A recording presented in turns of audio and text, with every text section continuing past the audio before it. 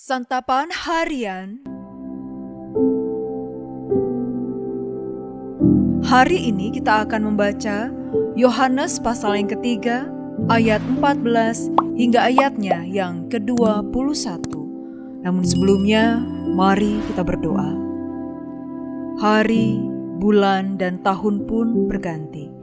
Namun yang tetap hanyalah cinta kasih-Mu ya Kristus kepada kami.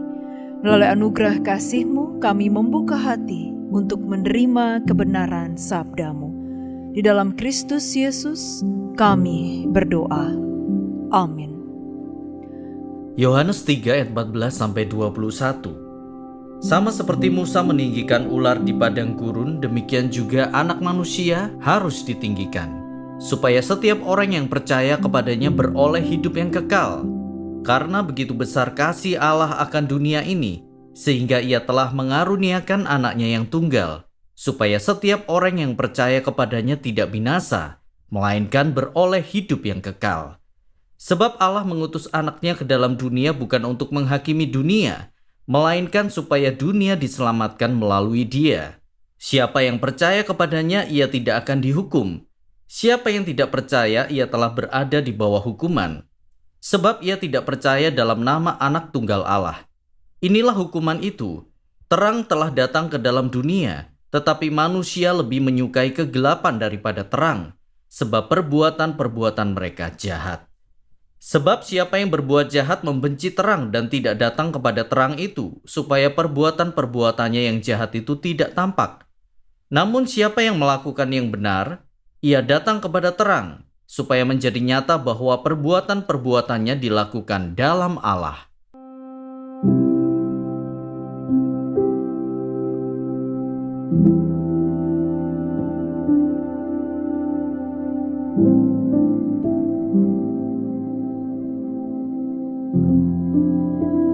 Sahabat Scripture Union Indonesia, saat ini kata percaya kerap terdengar klise, karena semakin sulit bagi kita untuk mempercayai orang lain.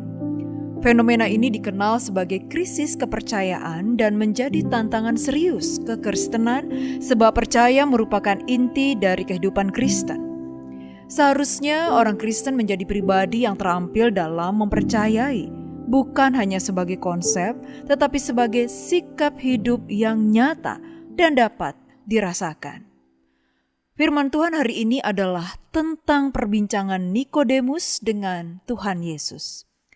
Nikodemus adalah seorang rabi Yahudi yang terbiasa menjalani kehidupan yang berfokus pada kesalehan. Dia meyakini bahwa keselamatan dapat diperoleh melalui hidup yang saleh dan tanpa cela dalam menaati perintah agama. Namun, Yesus mengajarkan hal baru kepada Nikodemus. Tuhan Yesus berulang kali mengucapkan satu kata kunci yang penting, yakni percaya. Dalam seluruh percakapan ini, Tuhan Yesus mengucapkan setidaknya 7 kali kata percaya. Berarti kata ini sangat penting, sehingga harus diulangi terus-menerus. Percaya mempunyai kuasa yang besar. Karena percaya, seorang beroleh hidup yang kekal, tidak binasa dan tidak akan dihukum. Jika tidak percaya, maka orang itu berada di bawah hukuman. Bahkan, secara tersirat, Tuhan Yesus hendak mengatakan bahwa karena percaya, maka seseorang baru dapat berbuat baik di dalam Allah. Dalam kekristenan, percaya adalah kata yang sangat penting.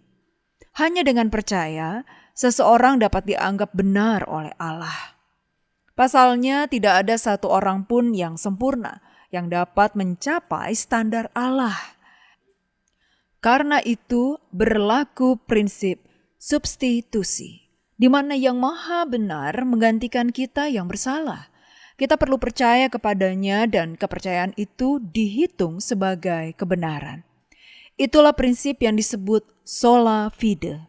Artinya hanya melalui iman seorang dapat diselamatkan, bukan karena kehebatan dan kesalehan dalam melaksanakan perintah Tuhan. Itu jugalah yang disebut kekuatan dari percaya. Mari kita berdoa. Bapa di sorga, terima kasih. atas anugerah iman yang menyelamatkan. Bimbing kami untuk hidup dalam keyakinan bahwa melalui Yesus Kristus kami diselamatkan. Jadikan iman kami kuat dalam setiap tantangan dan biarkan kasih-Mu yang bersinar melalui hidup kami. Di dalam nama Yesus Kristus kami berdoa. Amin. Kiranya firman Tuhan yang Anda dengarkan menjadi berkat, hingga Anda memiliki kehidupan rohani yang segar, kuat, dan sigap. Jika Anda menginginkan buku santapan harian, silakan kirimkan nama, alamat lengkap, dan kode pos beserta nama radio yang Anda dengarkan ke nomor 0811 9910 377. Tuhan Yesus memberkati.